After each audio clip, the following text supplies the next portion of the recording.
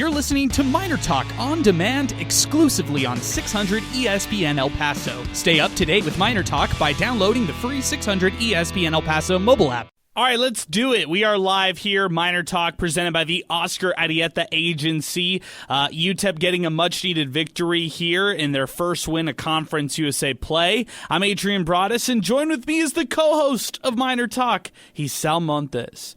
Sal, we got to start today's show not talking about this UTEP victory, not talking about to any listeners right here or anything like that, not talking about your baby Samir, not talking about your dog Russ or my dogs Ollie and Teddy. No, we got to start talking about the Lions defeating the Rams. Man. Congratulations. Thank you, man. Oh my gosh, it was so much fun. I know people are like, it's just one playoff win. Yeah, because you know what that feels like, right? This is uncharted waters, man. It's been a fun season, and I was watching a highlight video of every Lions touchdown this year, through the wins and the losses, but it's like I remember every single touchdown, man. I haven't followed a Lions team this heavy in all my life, and that means something, wow. guys. It's not a joke. There hasn't been a team this good since I've been alive. That's true. Hey, I can't debate with you there, man. Congratulations to you. I'm happy for all the fans out there of the Lions, and yeah, I'm happy for Jared Goff. Ultimately, I've settled on this one. It doesn't sting as much anymore. I've moved on. I've turned the page, and I'm ready for a new day and a new day in Rams history. So yeah, I think it was a win-win. This is a rare win-win trade, right? Yeah. Okay. Stafford for Goff. Yeah. Stafford for Goff, Jahmyr Gibbs, Sam Laporta, Jameson Williams. A lot of different guys. I think Benito Jones, if I'm not mistaken. That sounds right. There's so many players who were involved. Hey, let's get back to this game for a sec. UTEP defeats Middle Tennessee 73-59. Miners get back to the winning ways. And you missed last week, Sal, but you were following along very closely. Yeah. And we saw you on Twitter X. And you were frustrated just like a lot of Miner fans. I mean, the way that they fell in that game. Tonight, winning at home. Look, we talked about this during Sports Talk, but I'll just reiterate this stat during Miner Talk. 12 of the 15 games in Conference USA so far, okay? 12 of the 15 games have been won by the home team. 80% of the victories in Conference USA so far are coming from the home team. So UTEP's got a good opportunity here. You just heard, and you just said it, Sal, New Mexico State defeats and upsets Western Kentucky by 2, 72-70. Huge win for them. Not trying to downplay that victory right there, but the odds are in favor of the home teams in Conference USA. I guess that does speak to the parity that Voice of the Miners John Teicher and Steve Yellen closed out with, hearing from head coach Joe Golding. He was discussing parity as well. So Western Kentucky's a real game, right? Middle Tennessee, yeah, you needed to win. 73-59, all right, I'll take it. But you got to beat Western Kentucky, too, for me to actually raise my eyebrows and feel like something's real here. Yeah, it's a matter of consistency, and I think what you saw tonight has been a flash of their potential, and we've seen it before, in some of the earlier games of this season, but it hasn't been much of that lately, and what fans are asking for is not only play well, but you show what you can do it the next game. Yeah, it's bottom line, simply put. Hey, we'll open up the phone lines early, 915-505-6009. Your thoughts after this game. Everybody's got to give, shout-outs to Sal. That's the one rule. So every time you call in, you have to say. I like that rule. Yeah, congratulations to Sal for the Lions playoff victory. That's the one rule here on Miner Talk. 505-6009 to get things started. We've got, of course, represented by the Oscar Arieta Agency, and we've got our player of the game, which is coming from Timothy Cantrell, and our hot hand of the game brought to you by Wind Supply El Paso later on in the program. I expect tonight to be a little bit more quiet than typical Miner Talks, especially the previous Miner Talks. I think fans are still questioning what is real, what is legit, and what is not. Right now, and it was reflective by the attendance tonight. 3,833 fans out at the Haskins Center tonight. No one was there. It was a very quiet crowd. Western Western Kentucky, maybe they get more for that one, knowing that it's the Hilltoppers, knowing that they come in with a little bit more pedigree than the Blue Raiders. It's also a Saturday evening game. But then at the same time, UTEP's competing against the playoffs. It's 49ers versus Packers. There's a lot of San Francisco fans here in this town. And then it's UTEP coming that night. So that's a tough one if you're a fan out there of just football to, abandon the playoffs to watch the Miners play at the Haskins Center. But nonetheless, that is the reality on Saturday. Western Kentucky coming to town, fresh off that loss to the Aggies, and I really don't know what to make of the Miners, right? Because early on into the conference stretch, we've seen them go off with a smaller approach, a smaller lineup. Okay, even tonight they went really small and threw Garrett Levesque out there as the true five, true big. And if you know who Garrett Levesque is, you understand that 6'6" as a big. I mean, that's pretty much like having Calvin Solomon out there. So that was the reality. They really went with Kalu.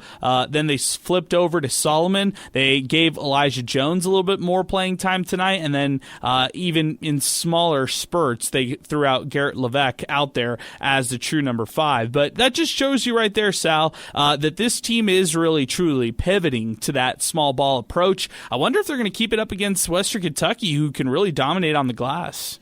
That's true, because tonight wasn't the best rebounding night for the Miners, so that poses an imminent threat right there. Hey, yes. if you can't control the glass, Middle Tennessee has a better record, of course. They're 13-5, if I'm not mistaken, but they have 13 wins for a reason, and that's because they have their identity and their strengths. And if they notice this, which is something that's kind of up their wheelhouse, could be trouble. Be nice to see what kind of adjustments are in play. Yeah, exactly. And to your point about Western Kentucky, 13-5 overall for them. Their offensive rebound percentage is top 170 in the country.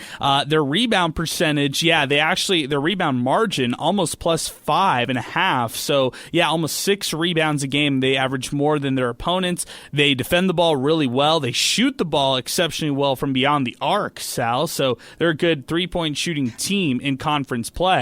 So let's see what happens. And you know what? So I think there's more in play for that as well. Obviously, we know the talent there, but in a way, they kind of look at this as a redemption year for last year's failures. Just seeing Twitter and what their fans have been mentioning. So they expect a lot from this team, and Conference USA is the place where they can kind of right that ship and get in the fans' good graces again. They're shooting right now 41% in conference play from beyond the arc, so they're hitting threes right now at a good rate. Plus, they're number 2 in the country in tempo, so they like to go fast. There you go, Sal. Just some early storylines to follow as the Hilltoppers come to town on Saturday. I'll also mention this. Conference USA, that stat that I mentioned earlier about the home records, okay, 12 of 15 games have been decided. The winning team has been decided by the home team. Conference USA is a grind in travel, in terms of travel, right? Like this Western Kentucky, Middle Tennessee travel. I think Colin Deaver asked this earlier in the week in the press scrum, and it was downplayed a little bit, but it's true. I think the Western Kentucky, Middle Tennessee, when they travel to El Paso, Las Cruces, that's a grind of a road swing right there, and vice versa. When UTEP and UTEP New Mexico State go off to Murfreesboro and Bowling Green, Kentucky, those are tough road trips right there in itself. Yeah, and it's one that the Miners kind of have to experience year in and year out, basically since their addition to Conference USA. But you look at similar places, Louisiana Tech being another one. Yep. And that's still consistent, but one that I'm pretty sure they're not missing is that Hattiesburg trip to Southern Miss. Man, a lot of scary stories about harsh, I guess, experiences when it comes to rest and just not finding the rhythm. So, hey, man, you mentioned it. The grind continues, even in a C-no-USA.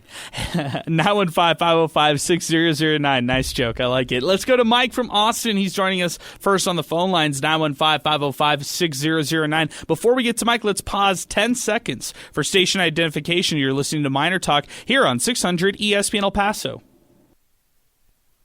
We're presented by the Oscar Arieta Agency. Let's go to Mike from Austin. He's joining us first on MinerTalk. Mike, what's going on? Good evening. Happy January, gentlemen. Happy January. I'm sorry I didn't call during the FIU game. I didn't even catch the game, but from everything that I caught up on, and I'm glad that I didn't watch it because you probably would have been pulling me off the edge. So my question for you all is, because I don't have a take on this game other than, when we look like we did today, then we kind of almost look unbeatable. But the question I'm going to put to you all, and then I'll just hang up and listen, is what did we learn from today's game? And what I mean by that is basically what I said, but also, does this mean that Frazier is that missing link that we're looking for? Or, I mean, what can we take away from this game that carries us on through the rest of the year? And I'll just hang up and listen.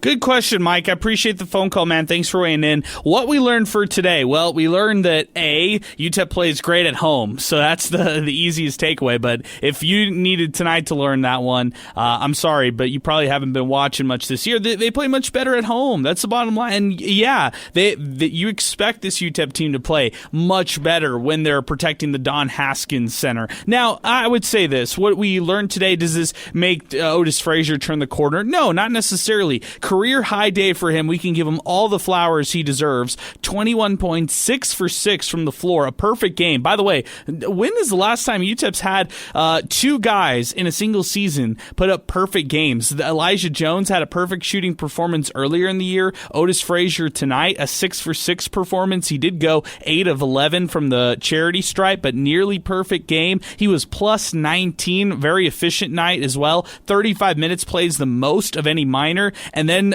has the program record for all-time steals, 8 steals. I'm sorry, I'm not going to count the other one. He had 8 steals against a non-Division I opponent. So yeah, Sal, I'm giving a lot of credit to Otis Frazier III tonight for his performance. Do I think he turned the corner? Not necessarily. This is who he's been. He has a high ceiling. He could be your best player on a given night, and that's what I like about Otis Frazier III. He's also somebody who attacks the hoop at a great rate. Like he really performs well when he's attacking the hoop, and I thought he was tenacious tonight. I thought he was getting after it. I thought he was aggressive, and defensively, those 8 steals really shaking King on the other side. You heard that. That was a big storyline. Elias King for Middle Tennessee. I loved his performance. Great job by Otis Frazier III. Yeah, and the last couple of weeks, really, they've been asking, hey, who's the difference maker going to be? And I think he showed up. He's a high motor guy, and you've seen that pretty much throughout his tenure as a Miner and on any film you watch. But to see that come into play, into fruition, and be that difference maker that they were looking for, it's one game, don't get me wrong, but if this is a sample size, then keep this going, man. There's no reason not to. Yeah, and what else do we learn from this game? We learned that UTEP, when they go up against a team that is inferior to them, they have a great opportunity to go off and win this game. This is a game they should have won. UTEP also stepped up defensively tonight. 27 turnovers they forced. That's another thing that we learned, that at home they're just a different defensive team overall. And yeah, I mean, I like the shooting numbers. I especially like the shooting numbers in the second half. I thought they did a great job of being efficient, not allowing Middle Tennessee to come back in the game. But I'll be real with you, Sal. I thought there were points where did you get a little FIU in you? And could they have come back in Middle Tennessee? Credit to the Miners for holding off the Blue Raiders in this game. Any runs that the Blue Raiders had, UTEP fended it off. But at the same time, you still saw some of those flashes, those inconsistencies that you saw at times in that FIU game here tonight. And look, I'm not going to change my thoughts on this team. Let's see how they play on the road. I haven't really tonight's doesn't change much for me. Maybe Saturday, if they win, it'll change a little bit more for me. But I want to see this team on the road. They haven't proved it to me on the road. Yeah, and we won't find that out this week at all. So there's a little bit of waiting in that time frame. But just looking at what was different in this game, there was a timeout around the 2-minute mark that Golden called. Yes. Okay, good point. I like that. And I think his attempt to basically not have a repeat, because you're right, there were flashes, there were signs that, hey, this might happen again, especially with in a game where you take relatively better care of the ball. Don't get me wrong, there were still some head scratchers when it came to taking care of the ball. So seeing that happen in some of those situations, was a little bit of a flashback. However, the adjustments were made properly to close this game out. And let's not get lost in it too. Middle Tennessee's not that good of a team. We're not saying UTEP is, but they are a better team than Middle Tennessee, and you expect that. Yeah, you're exactly right. Our telephone number again, 915-505-6009. Great point, Sal.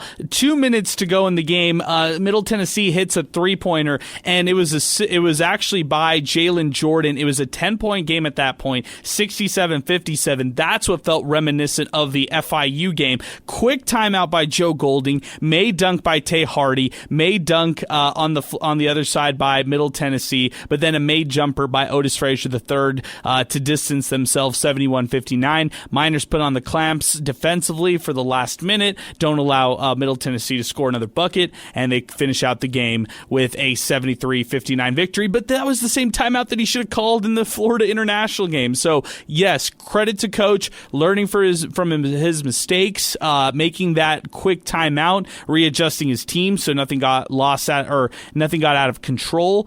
Yet I still want to see it game in and game out. Let's see it in multiple games. Let's move forward and see how that would look, for the Miners as they kind of string it along multiple matchups. So. Yeah, and you brought up that stat earlier where home teams typically have that favor. What's the ratio? Like 80%. So 4 out of 5 games. I mean, we're talking about 12 of 15 to be exact, but 80% of home games, or every 80% of games in Conference USA, the home team's winning. And if that stands, right, if the home team has that advantage, they're definitely going to have to show it. Yep, exactly. Hey, you're showing what you can do. Take it on the road. Let's go to X. That's coming up right now. Let's go to this one is Pooh Bear.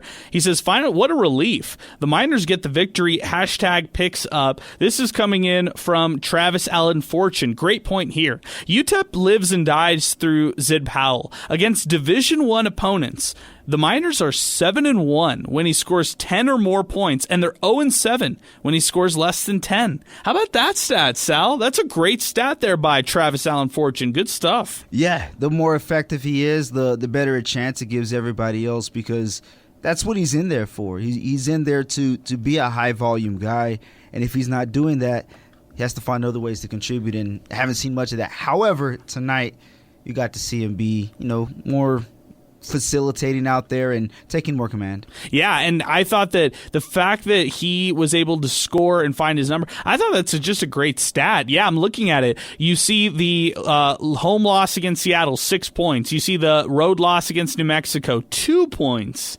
The Chicago State game, 10 points. They win that game. FIU, 7 points. They lose that game. Middle Tennessee tonight, 10 points. They win the game. Interesting stat there by Travis. I'm gonna bookmark that one right there. I want to keep that one kind of in the back pocket and reflect back on that one for wins and losses. Manny David, good win. Not necessarily pretty at times, but a much needed victory.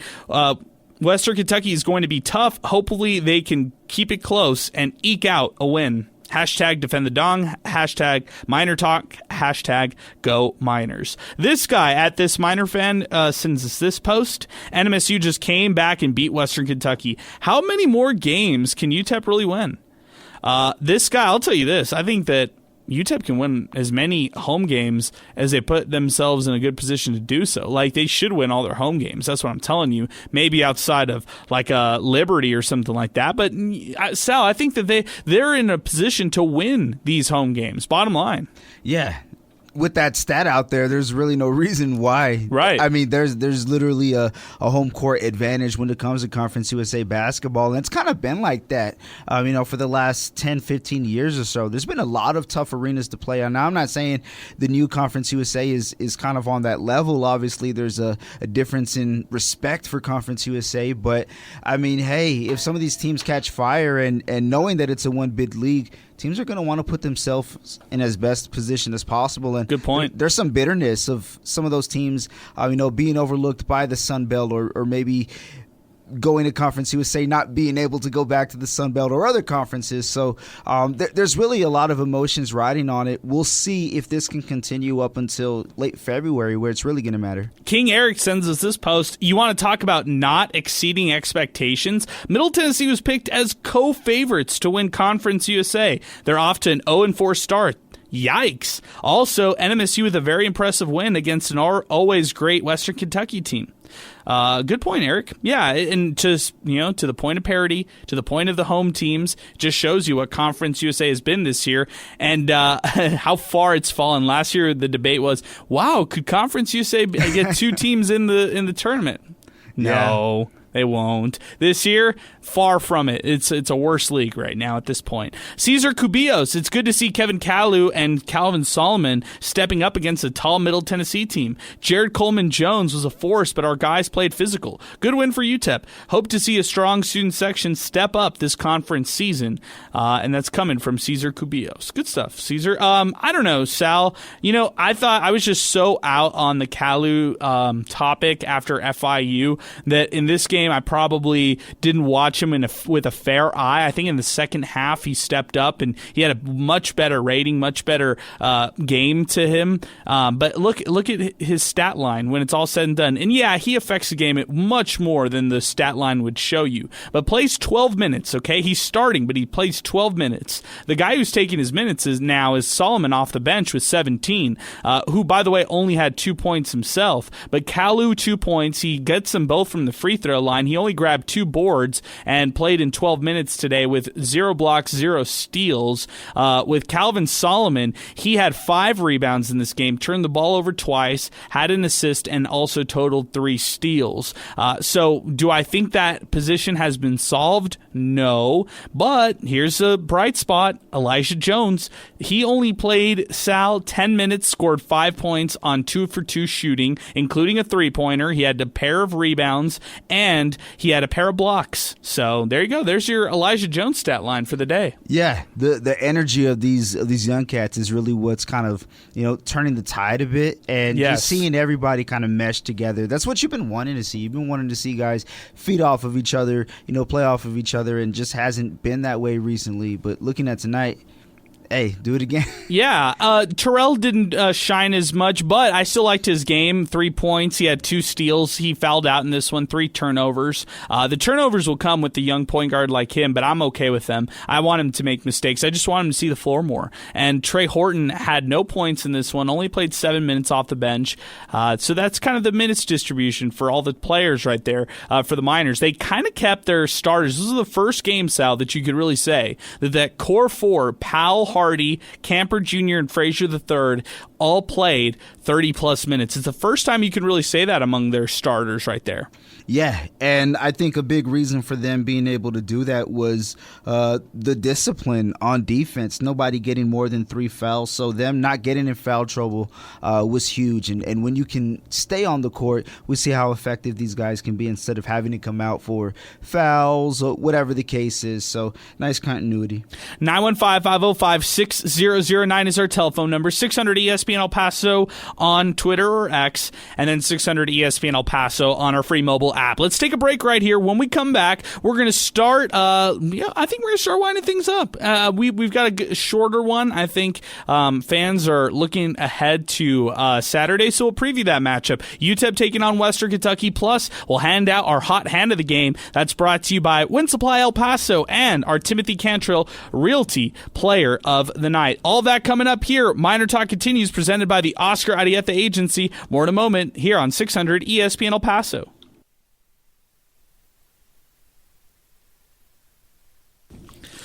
All right, we are live here on MinerTalk, presented by the Oscar Arieta Agency. Big shout out to the Oscar Arieta Agency. This weekend is their big kickoff. If you don't see me out at the next UTEP basketball game, it's because I'm with the presenting sponsor of MinerTalk, and it's the Oscar Arieta Agency. In fact, they are putting together a kickoff event that we are really excited about. I'm going to be the MC for, and I know that the Oscar Arieta Agency always puts together a great party.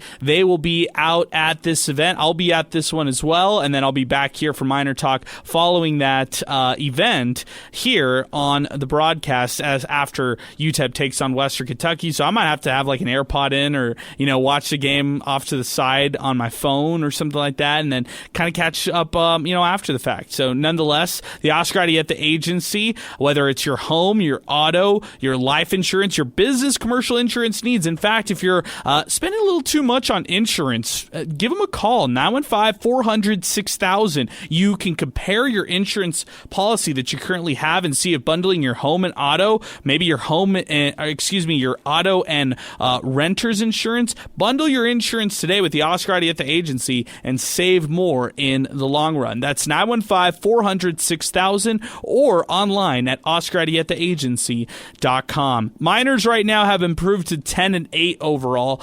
They are projected to win 15 games this season. So that's only, if my math serves me correctly, that's only 5 more wins. That's what Ken Palm is saying, at least. Ken Palm is suggesting that UTEP will beat Western Kentucky, lose next week to La Tech, lose at Sam Houston State. They'll lose to Jacksonville State at home, lose to Liberty as well. They have them beating New Mexico State at home. They have them beating Middle Tennessee on the road. They have them beating Sam Houston State on the road. That's at home. That's the next time at home. And that's it. That's 5 wins for the Miners to close out the season per Ken Palm. Now, I don't know how much, that's going to come to fruition. Ken Palm initially had UTEP at 17 wins, and if UTEP finishes with a losing record going into the conference tournament, that'll be a little disappointing, and I think that fans right now are holding this team to higher standards. Sal, I guess the other part about having such a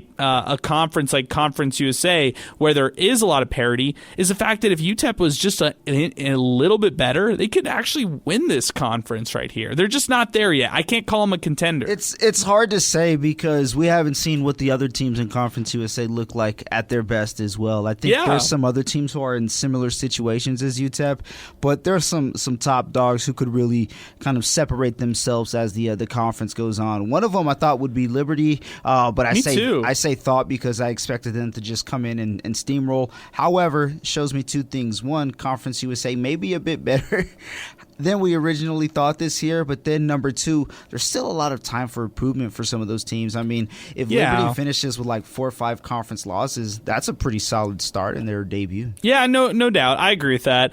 Hey, at one point in this game, it was a 10-2 run for the Miners. They got off to a real big lead early on. Middle Tennessee came back, and they outscored the Miners 20-10 during the next stretch. But then the Miners closed out the first half real positively. They led 34-25 at the break, and then they came back to win this one 73-59. Alberto Ureta is in the house as well, the third member of our broadcast team. Alberto, I'll swing it to you. What do you think of the Miners and their performance getting a much-needed victory?